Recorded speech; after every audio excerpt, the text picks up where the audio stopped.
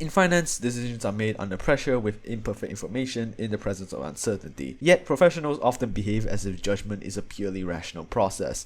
Input goes in, calculation follows, and after that, the optimal choice goes out. Nobel laureate Daniel Kahneman, his work dismantles this illusion. Along with his collaborator Amos Tversky, Kahneman showed that the brain is not a calculator. It's a storytelling engine optimized not for accuracy but for speed, survival, and energy conservation. This insight, developed across decades and ultimately synthesized in his bestseller book Thinking Fast and Slow, is foundational for any serious understanding of investor behavior, forecasting errors, or why markets behave irrationally. This video is for a finance series called Critical Decisions, and this introduction video focuses on the cognitive architecture that Kahneman describes, specifically how our brain processes decisions via two systems of thought, and the predictable distortions that arise from such architecture that could affect us in finance. These distortions usually have major implications for investment analysis, economic forecasting, and risk management. So let's go over to our first point. Kahneman divides the mind into two distinct modes of operation, System 1 and System 2. System 1 is fast, automatic, intuitive, emotional, and effortless. It is the part of our brain that handles tasks like recognizing a friend's face, reading body language, or reacting to danger with adrenaline. It's basically our instinct brain. System 2 is our thinking brain. It's slow, deliberative, logical, and basically takes a lot of effort to function. It comes online when we do long division, analyze a financial statement, or plan a portfolio rebalance. The issue is that System 1 runs the show by default, and System 2 is lazy. It only engages when we are forced to, for example in an exam or in a board meeting. This has deep consequences in financial context. For example, when the trader hears bullish news, System 1 immediately generates a reaction, optimism, buying interest. System 2 would ask, is this priced in yet? What's the base rate for these kinds of announcements that actually affect long-term prices? Or is this bullish information actually not even valuable in the first place? If System 2 does not arise, then we will try and buy a stock in a bull market that's already priced in, meaning that the profits that we will get is super low, or sometimes we even lose money based on that bullish reaction. System 1 is essential.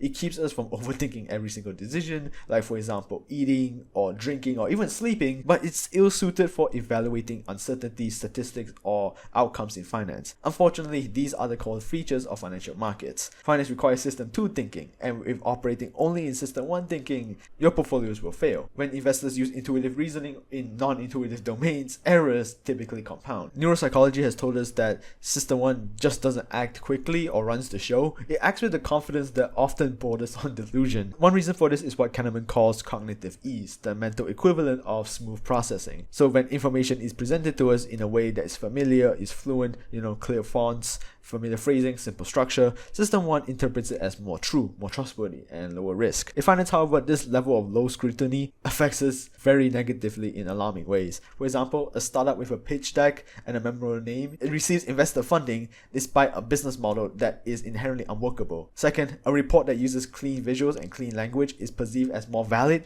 even if the data quality is poor. And thirdly, financial products with simple narratives, for example products like OpenAI, attract massive income despite hiding complex structural issues that you only see if you go to the cash flow statement and check the operating section, or even calculate its ROIC. Cognitive ease creates a dangerous illusion that what's easy to process is more likely to be accurate. This is false, but it feels true. It reinforces bad decision habits. Moreover, ease affects risk perception. When something is easy to understand, we tend to view it as less risky, even though it's not. This can lead to mispricing of structured products, derivatives, and even entire sectors based on our valuations because of the narrative coherence, but not actual fundamentals that Graham has taught us. Cognitive ease explains why bad ideas persist. If a flawed investing concept is repeated enough, it gains credibility through sheer repetition. Think of home prices never fall nationally, or crypto is digital gold. They gain fluency and conscious within the market, not because they're right, but because they were simple, repeated, and went unchallenged for years.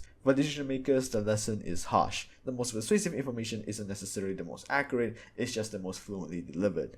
One way to spot System 1 and System 2 difference is how we process questions within our mind. When someone asks you, is this stock undervalued based on future free cash flows? Well, our minds will inherently interpret it as, do I like its company and its story? It's similar questions, but you could tell that the questions are hitting on two different things. Or for example, a hard question would be, will this leader deliver sustained earnings growth in a volatile macro environment? Our brains will process this as, does this person look and sound like a strong leader with competence behind him? This This is not hypothetical. Studies show that CEOs with deeper voices and more confident body language receive higher investor confidence, or else being equal. Our minds typically have very little working memory, and so of course when we use System 1, we approximate or substitute questions that we receive or assumptions that we make with those that are less precise, which of course leads to problems in the long term. We hire CEOs with deeper voices and more confident body language even if they are less competent in the long run. This substitution is especially dangerous because in our minds, it's often unconscious. It doesn't feel like a shortcut.